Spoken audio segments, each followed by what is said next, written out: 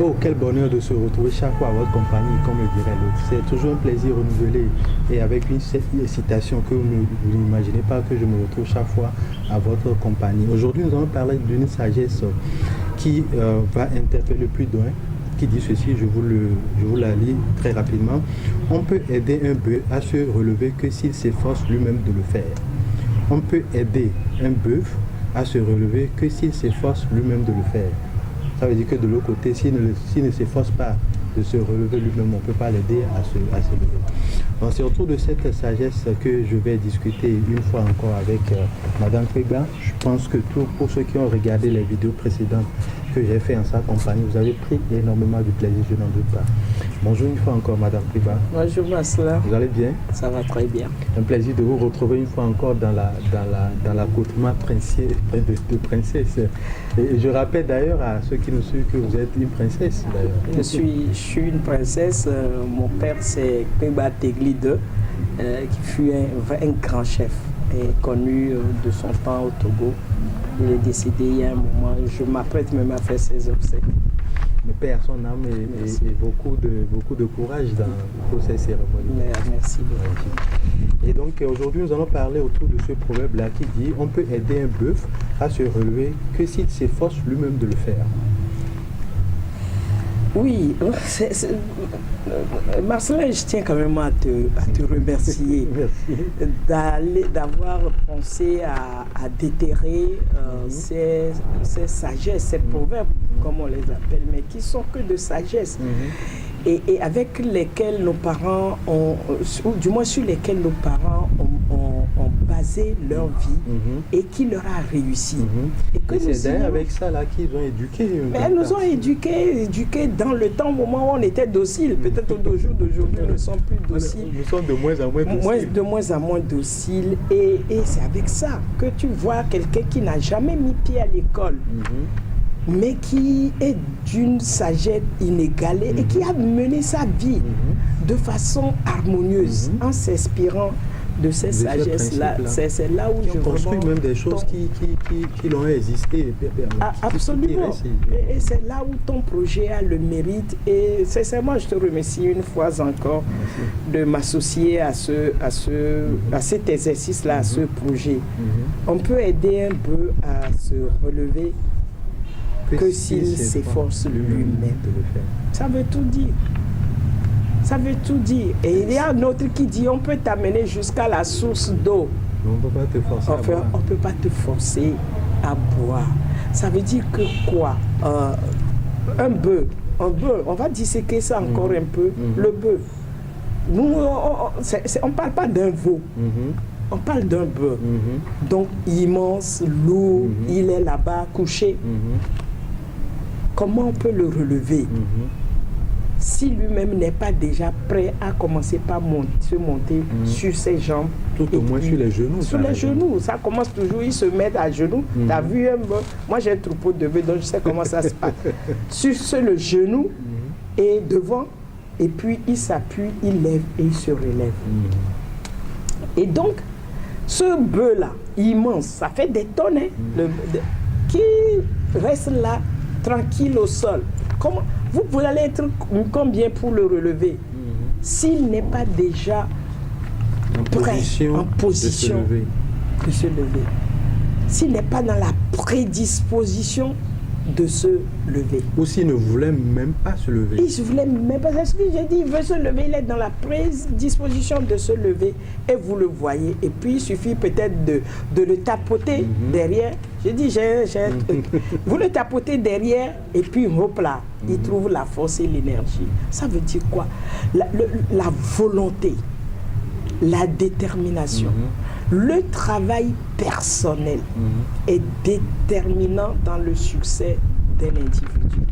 On a beau de tout te donner. Si tu n'es pas prêt à réussir, tu ne réussiras jamais. Et c'est dommage de donner cet exemple, mais on a vu beaucoup de jeunes enfants qui ont de la peine ou qui ont eu de la peine à pouvoir prospérer dans la vie et qui ont été enfants de ministres, députés, etc. Mais qui, une fois les parents décédés, n'ont pas pu affronter la vie eux-mêmes parce que tout était pratiquement décidé à leur place. Tu es allé trop loin, même du vivant de leur père. Parce qu'on leur donnait tout, ça rejoint les proverbes qu'on a déjà développés, ils n'ont pas eux-mêmes, ils n'ont aucune volonté d'aller de l'avant. Ils n'ont aucune ambition. Ils n'ont aucune envie. Ils croient que tout va tomber du ciel parce que le papa a tout fait. Même si on te lègue tout comme héritage, si tu n'as pas appris à travailler de toi-même, tu ne peux pas gérer d'abord. Tu ne peux pas l'entretenir, tu ne peux pas fructifier. Donc, c'est le travail personnel et je suis bien placé pour vous en parler, pour te le dire, Marcelin. Moi, je viens de nulle part. Tout ce que mes parents m'ont fait, c'est de me montrer le chemin de l'école. Ma mère n'a jamais mis pied à l'école. Mon père, à peu près, fait un peu le Ghana. Mais il n'y a pas de chimiste dans ma famille. Aujourd'hui, je suis chimiste, chimie organique. Et j'interviens dans plusieurs universités jusqu'aux États-Unis. Par quoi? Par le travail personnel. Par cette détermination, cet engagement-là. On m'a mis à l'école. C'est ça. Je veux aller, je veux réussir. On a mis des gens à Harvard. Ils n'ont jamais réussi. Parce qu'ils n'ont pas cette envie de se relever. On peut tout faire. Je vous dis, moi j'allais même à l'école, je le dis, je l'ai déjà dit, peut-être tu l'as suivi. En terminale, pieds nus là, quand mes chaussures, mes tapettes sont coupées, je n'attends pas. Je marche, je vais pieds nus jusqu'à ce que, parce que je n'étais pas avec mes parents, ils apprennent que ils m'envoient l'argent. Je ne reste pas à la maison pour dire que je n'ai pas de chaussures. Et c'est ça qui m'a amené là où je suis aujourd'hui. Donc ça veut dire que les gens peuvent être très bien disposés à nous aider, à nous accompagner, à nous donner un coup de main, mais il faut qu'ils voient que celui qui s'apprête à aider, que cette personne-là veut produire un résultat, a envie de devenir quelque chose, veut atteindre son projet. Et c'est ça qui va donner cette motivation à ceux qui veulent l'aider à aider la personne. Mais tout à fait, Marcelin. Qui veut jeter de l'argent par la fenêtre dans le vide? Qui veut perdre son temps? Pas parce que tu vas lui restituer que son argent, mais pas parce que tu vas réussir à lui donner quelque chose demain. Mais le fait de te voir demain réussir, et c'est déjà une satisfaction morale et ça n'a pas de prix. Mais si la personne t'approche où tu vas, il parle 1-2 secondes avec toi, il sait que ce garçon ou cette fille ne sait même pas ce qu'il veut. Il ne va pas le faire. Et tu vas dire que mon oncle ne m'a pas aidé, ma tante ne m'a pas aidé. Et même des fois, on t'aide. Tu en fais quoi? On t'aide une première fois. Tu n'as rien fait avec ça. Deuxième fois. Et tu es là, tu cries partout, oui, j'ai mon oncle qui est ministre, mon père est machin. Non, il faut que les gens sentent à toi quand tu approches la personne, même avec un projet, la façon dont tu défends ton projet. C'est pour ça qu'il y a des interviews. La façon dont pour qu'on puisse voir ton niveau de motivation. Ta rage de vaincre. Ta rage de prouver quelque chose. D'abord à toi-même. Je comprends, continue pas à le dire. Quelque chose de prouver. Parce que si c'est pour les autres, à un moment donné, tu peux baisser les bras. Oh, ils ne me regardent même pas. Mais quand, ils vont même s'enlacer. Quand tu dis, je veux me prouver à moi-même quelque chose, je veux réussir. Et ça n'a pas de prix. Avec ça, tu peux commencer un projet à zéro et l'amener au bout. Donc, cette confiance en soi, cette détermination, cette considération que tu as à ta personne pour dire, je peux le faire. Et je vais montrer, je vais le faire. C'est ça le bœuf qui est prêt à se lever. Et quand il est prêt, malgré sa masse, je dis, il suffit de lui tapoter et puis il se lève. Sinon, le bouvier ne peut pas conduire 1000 bœufs à la fois. Parce qu'il faut qu'il les fasse avancer. Il suffit qu'ils voient, ils tapotent celui-ci parce qu'ils sont prêts à avancer. Ils avancent avec lui. On peut considérer ici que le fait que le bœuf se mette par exemple sur ses genoux démontre non seulement sa volonté de se lever, mais ça veut dire également qu'il a un objectif final. Donc si on fait le parallèle avec nous aujourd'hui, se mettre sur ses genoux veut dire que le projet qui me tient à cœur, je n'attends pas quelqu'un avant de démarrer. Tout à fait. Et je n'attends pas que la providence, je n'attends pas que l'État, je n'attends pas que toutes les conditions soient réunies avant de me mettre en mouvement. C'est primordial. Et la nature elle-même voit que j'ai commencé par me mettre en mouvement pour m'aider. Et là, des fois, tu n'as même pas besoin d'aller vers quelqu'un. Quand tu es sur les genoux et que tu la nature, moi-même, voit le fort. Vois le passant qui ne te connaît même pas, qui n'est personne pour toi, a vu, oh, qui est cet enfant-là qui se débrouille et qui veut vraiment, tu vois, il vient, il te tend la main et il te soulève. Il vient, il te tend la main. Il n'y a pas que les parents qui accompagnent quelqu'un. Il n'y a pas que un inconnu là. Un inconnu, en voyant l'effort, il passe, il voit, oh, ce garçon-là. Ou bien il a l'habitude de voir la personne, il dit, mais qu'est-ce qu'il est en train de faire? Il passe, il voit, il dit, mais il n'a rien, même il n'a que 2 bouteilles de quoi là sur la table, il est tout le temps à côté. Et demain, sous la pluie, il est là. Sous le soleil, il va t'approcher et dire, jeune homme, dis-moi qu'est-ce que tu fais? Et tu lui dis, il dit, j'ai vu ta persévérance. Viens me voir à la maison. C'est un inconnu, c'est pas un oncle, c'est pas un cousin.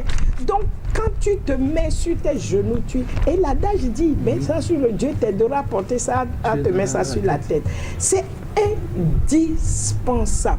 Quand on voit les gens qui ont réussi, on voit une Manakpeba aujourd'hui, on croit que c'est parce que son père est riche, ça on lui a tout donné. Mais si je vous conte mon histoire, non, il y a la détermination, l'engagement, l'envie de réussir.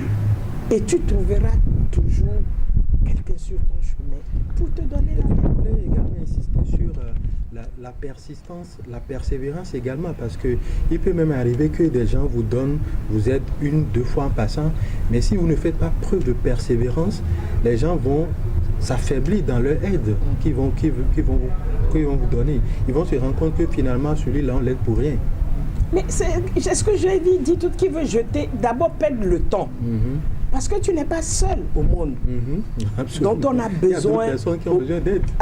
Absolument. Donc si vous êtes 1000, surtout la famille africaine, comme on le définit, il y a les enfants, le père, les cousins, les cousines et les inconnus qui font partie de la famille africaine. Alors combien de fois toi tu veux qu'on te tende la main si toi-même tu n'es pas prêt à avancer? Mais les autres passent à autre chose. Parce que quelqu'un, c'est ce que je dis, la satisfaction morale, quand on aide quelqu'un à se lever, c'est la plupart du temps ce que celui qui aide attend.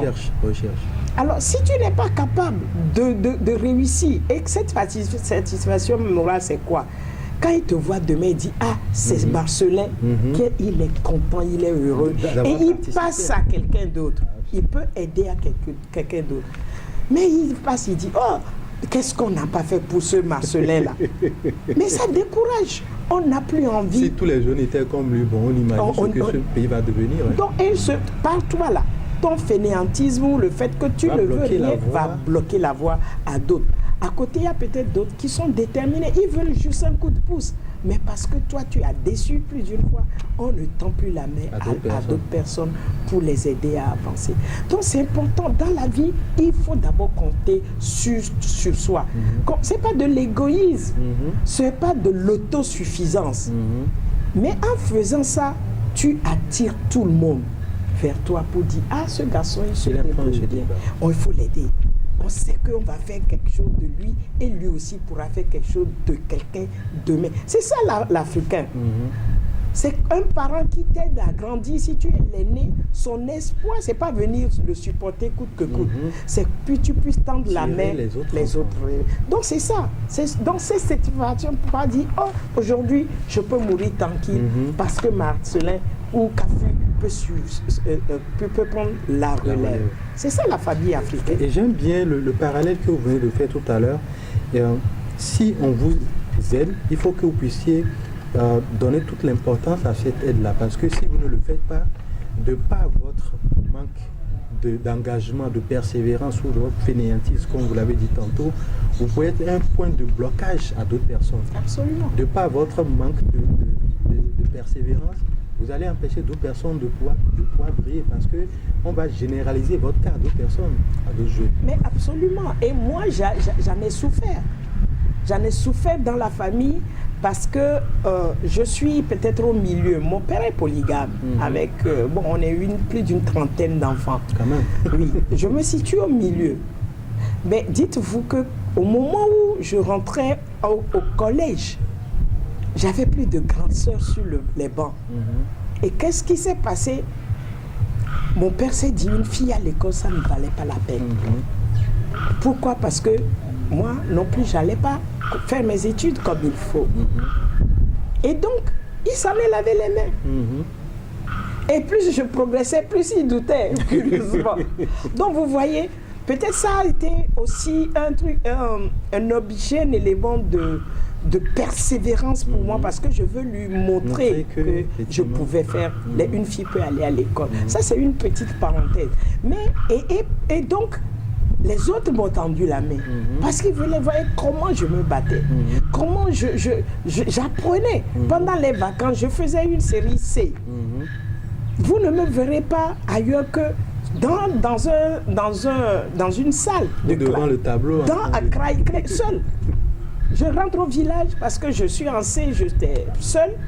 Mais j'avais mes livres, mes cahiers, j'étais tout le temps. Des fois accompagnée du chant de mon père. Je vais à l'école où je peux m'isoler et je travaillais. Et ça fait que des gens, même des enseignants du village, qui me venaient passer, me donnaient un peu de sous, disent, mais quelle est cette fille qui étudie comme ça?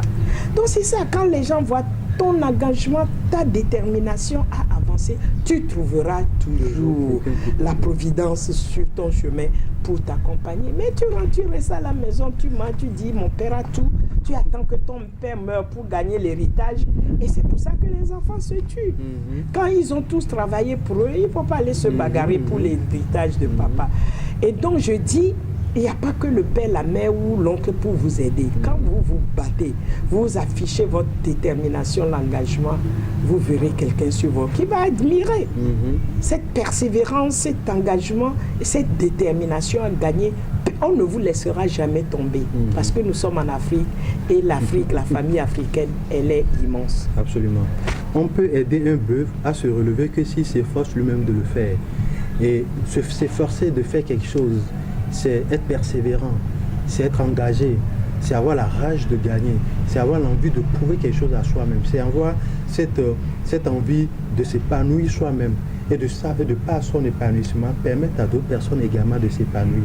Parce que dès lors que vous commencez à vous mettre en mouvement, non seulement la nature conspire pour vous aider à réussir votre projet, mais tout le monde entier, les humains y compris, vont vous aider à accomplir votre projet. Et on a vu plein d'histoires où des inconnus, des gens qu'on ne connaît pas d'Adam, ni d'Ève, venir soutenir un projet parce qu'ils ont vu l'engagement de la persévérance dans quelqu'un. Il faut que vous mettez sur les genoux pour que d'autres personnes vous aident à vous relever. Quel que soit le projet sur lequel vous travaillez actuellement, débutez là où vous êtes, mettez-vous sur le genou, faites une action, appelez quelqu'un, écrivez le projet, mettez-vous sous le soleil, mettez-vous sous la pluie. Ça va attirer l'attention de quelqu'un qui peut vous donner la main, pour vous tendre la main et vous aider à atteindre votre projet. Un dernier mot pour ce proverbe? Oui, nous sommes en Afrique et on peut s'appuyer les uns sur les autres. Mais l'engagement personnel... Elle est d'abord personnelle. Et ça, on ne peut dire rien. Si vous n'êtes pas engagé personnellement, si vous n'avez pas envie de réussir, réussir sous tous les plans, dans la vie, votre vie de couple, votre vie la vie sociétale, tout simplement. Si vous n'avez, on a beau investir tout sur vous, vous former, vous avez des diplômes des écoles les plus primées de la terre, vous n'avez pas de futur, vous n'avez pas d'avenir. Et donc, l'engagement personnel, c'est ce que le texte nous dit, le proverbe nous dit, être sur son jeu. Voilà. Mais quand vous êtes engagé, avec la grâce de Dieu, rien ne vous arrêtera. D'une manière ou d'une... Ça dit que vous n'allez pas rester à terre si vous tombez.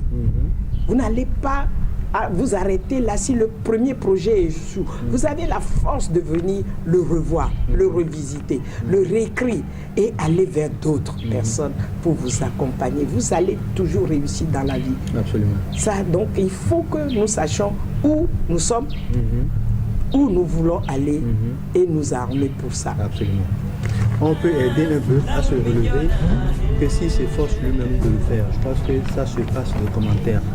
Merci de nous avoir suivis une fois encore. Rendez-vous pour la prochaine fois et en attendant que la paix soit avec vous.